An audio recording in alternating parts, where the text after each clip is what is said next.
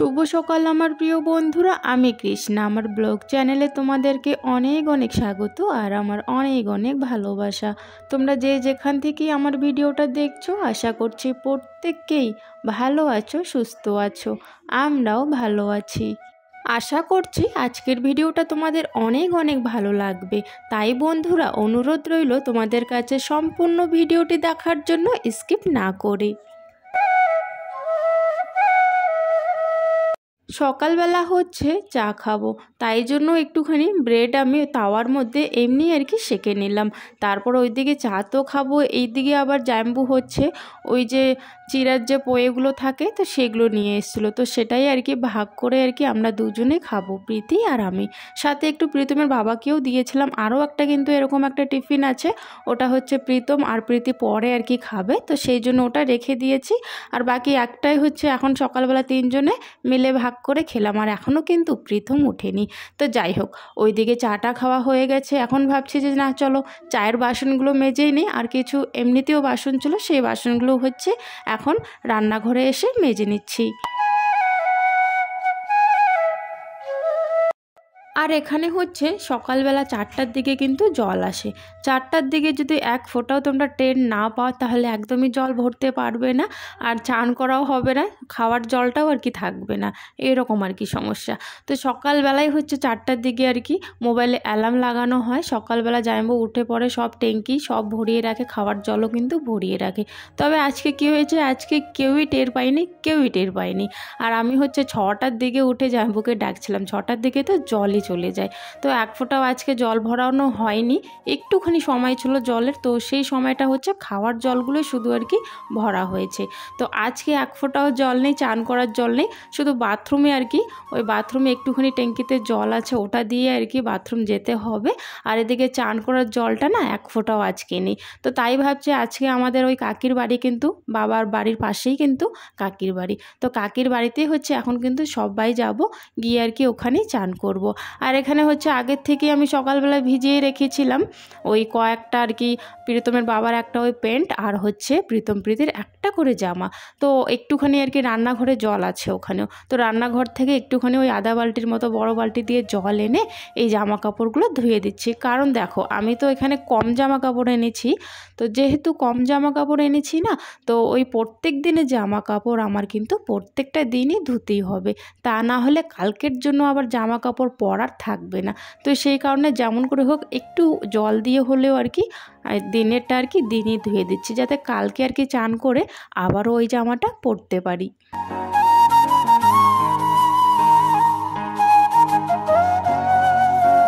তো কয়েকটাই জামা কাপড় ছিল, তো সেই জামা কাপড়গুলো মেলে দিয়ে এখন হচ্ছে আমরা চলে যাব কাকির বাড়িতে।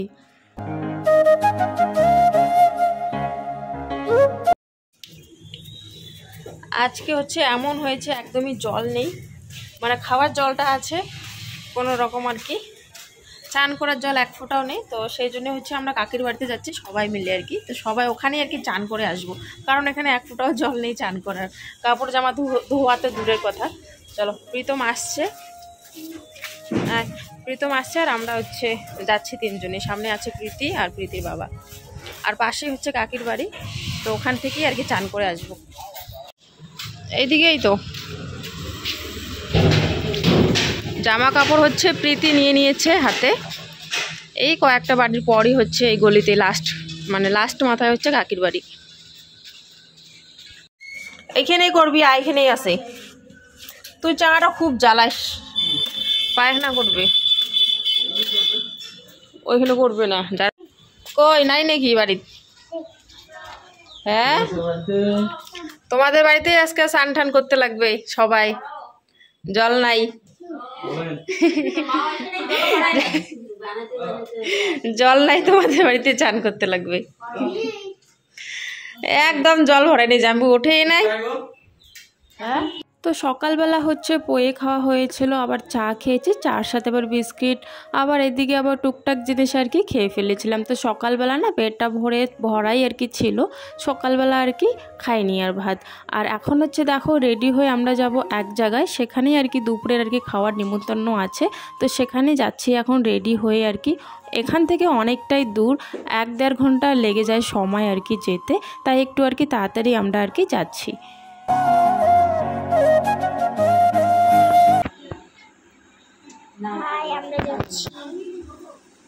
তো আমরা হচ্ছে রেডি হয়ে যাচ্ছি এক দিদির বাড়িতে আর কি, সবাই মিলে। এই যে প্রীতম প্রীতিও রেডি হয়ে গেছে, দুজনে কালো কালো পরেছে আজকে টি শার্ট। আর প্রীতমের বাবা এদিকে হচ্ছে, সবাই মিলে হচ্ছে এখন যাব। যাস না, সাইড হ।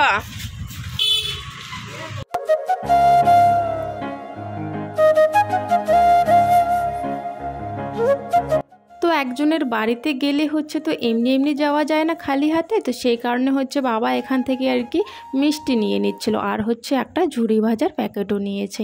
তো তারপরে এদিকে তো মিষ্টি নেওয়া হচ্ছে, ওইদিকে আবার মা প্রীতম আর প্রীতিকে 2টো আইসক্রিম কিনে দেয়। তো দুজনে রাস্তায় খাওয়া আর কি শুরু করে দেয়। আর যাই হোক, এখানে আমরা গাড়ি খুঁজছিলাম রাস্তায় দাঁড়িয়ে দাঁড়িয়ে মিষ্টিটা নেওয়ার পর। তো ওই 2-1টা গাড়ির পর হচ্ছে একটা গাড়ি পাই, কারণ একটা গাড়ি তো অনেকটাই দাম চাইছিল আর কি। তারপর একটা গাড়ি আসলো, সেটা আর কি একটু কম সমই ছিল।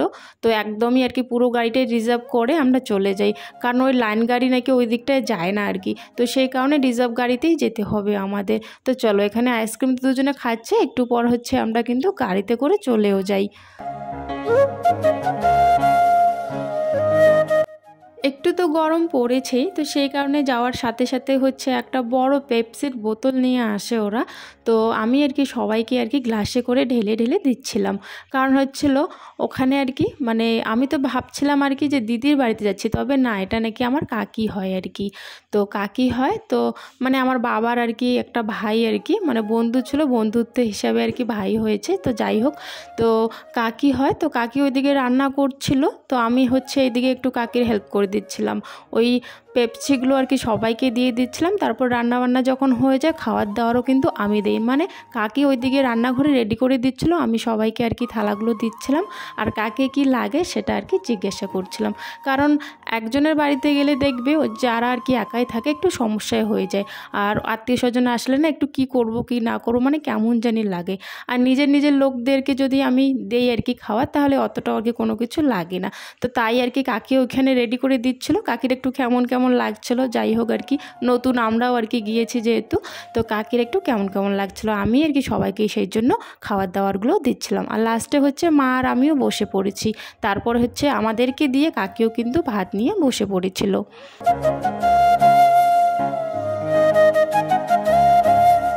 তো এখানে হচ্ছে আমরা কিন্তু বেশিক্ষণ থাকি না, আমরা খাওয়া দাওয়ার পর একটুখানি গল্প সল্প করার পর হচ্ছে কিন্তু বেরিয়ে পড়ি সবাই মিলে।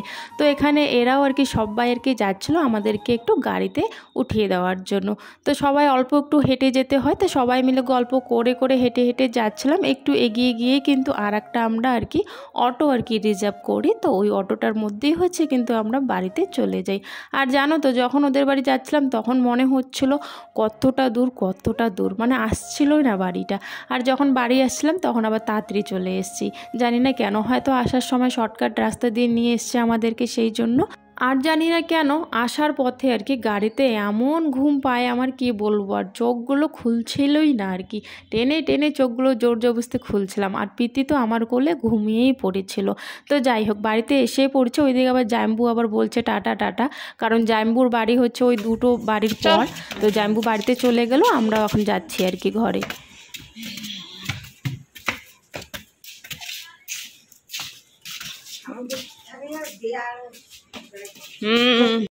আর এখানে জানো তো, 5 লাখ টাকা দিলেই আর কি একটা ফ্ল্যাট আর কি নিজের নামে করা যায়। মানে যেই বাড়িগুলো মানে এই এলাকায় আছে আর কি, এই পাড়াটাতে যে আর কি বাড়িগুলো আছে, সেগুলো নাকি অন্যরকম সিস্টেম, সরকারি ছিল নাকি আগে আর কি। তো যাই হোক, এখন হচ্ছে এই বাড়িগুলো, এই ফ্ল্যাটগুলো হচ্ছে তোমার ওই যে 5 লাখ টাকা দিলে নিজের করে নেওয়া যায়। কীভাবে বলো তো, ওই 5 লাখ টাকা দিতে হয়, তারপরে আস্তে আস্তে কিস্তি কিস্তি আর কি শোধ করে নাকি বাড়িটা নিজের করা যায়, জাম্বু আর কি বলছিল। আর আমার জামাইবাবুরা যে এই ফ্ল্যাটটায় আছে না, এই ফ্ল্যাটটার ওই মালিকও বলেছে যে 20 লাখ টাকা দিলেই নাকি এই ফ্ল্যাটটা আর কি জামাইবাবু নিজের নামে করে নিতে পারবে। তো এখানে আর কি এরকমই আর কি, মানে ওই 20 লাখ টাকা দিলে নিজের নামে করে নিতে হয় আর কি ফ্ল্যাটগুলো, আর পরে আর কি কিস্তি শোধ করতে হয় না। তবে যদি একসঙ্গে 20 লাখ টাকা দিতে না পারো তাহলে নাকি ওই 5 লাখ টাকা দিয়েও কিস্তিতে আস্তে আস্তে করে নাকি শোধ করা যায়। তো ভাই আমাদের তো 5 লাখ টাকা এখানে অনেক অনেক বেশি।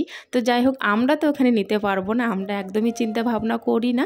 তবে আমাদের এখানে না, আমাদের এখানে কেন বলছি, মানে রাজস্থানে আর কি অনেক বাঙালি না এরকম করে জানো তো ফ্ল্যাট নিয়ে নিয়েছে, মানে ওই 5 লাখ টাকা 10 লাখ টাকা দেয়, তারপর আস্তে আস্তে কিস্তি শোধ করে দেয় আর কি, ফ্ল্যাটটা নিজের নামে করে নেয়। তবে আমাদের সম্ভব না, আমরা একদমই আর কি ভাবনা চিন্তা করছি না, অনেক বাঙালি আর কি নিয়ে নিয়েছে।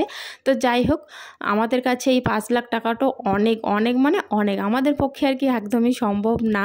তো যাই হোক সন্ধ্যার দিকে আবার তারের মধ্যে কিছু জামা কাপড় ছিল, তাই ভাবছি রাতে সব জামা কাপড় না গুছিয়ে রাখি, সকালবেলা না ওই এলোমেলো হয়ে যায় আর কি, জামা কাপড় না খুঁজে পাওয়া যায় না। তো সেই কারণে আমাদের জামা কাপড়গুলো ভাঁজ করে ভালো করে আলমারিতে রেখে দেবো। আর ট্রলি ব্যাগটা একদমই ফাঁকা করে দিয়েছি, ফাঁকা করে উপরে রেখে দিয়েছি, জামা কাপড়গুলো না ওই মার আলমারিতে রেখে দিয়েছি, কারণ বারবার ওই চেন খুলবো, চেন খুলে জামা কাপড় বের করব, তাতে চেনটাও নষ্ট হবে, ভালোও লাগে না, তাই না? তো সেই কারণে আলমারিতে আর কি রেখে দিয়েছি। যাওয়ার একদিন আগেই হচ্ছে সব কিছু গুছিয়ে ওই রেখে দেবো আর কি ওই আমাদের ওর কি ব্যাগে আর কি। তো যাই হোক এদিকে আবার রাত হয়ে গেছে, দিদি আবার বানাচ্ছে হচ্ছে ওই বেগুনের নাকি কি বেগুনের কোপ্তা নাকি জানি না। আর এখানে হচ্ছে তোমার ওই জামাইবাবু মাংস বানিয়ে রেখেছে, জানো তো জামাইবাবু ওই মুরগির মাংস এনেছিল, মুরগির মাংস বানিয়ে রেখেছে, আর দিদি হচ্ছে ওই বেগুনের এগুলো আর কি করছে। তো যাই হোক এটাই আর কি ফার্স্ট আমি খাচ্ছি, তো ভালোই লেগেছিলো, একটুখানি আর কি তিতে তিতে লাগছিলো আমার, তবে ওই দিদির নাকি তিতে লাগছিল না, আমাদের তো আর এসব খাওয়ার অভ্যাস নেই আর কি, হঠাৎ করে খাচ্ছি তো সেই কারণে মনে হয় আর কি একটু তিতে তিতে লাগছিল। তো যাই হোক রাতে আবার রুটি হবে, রুটি দিয়ে মাংস খাওয়া হবে। তবে আমি একটাই রুটি খেয়েছি, একটা রুটি খাওয়ার পর একটুখানি আবার ভাতও খেয়ে নিয়েছিলাম।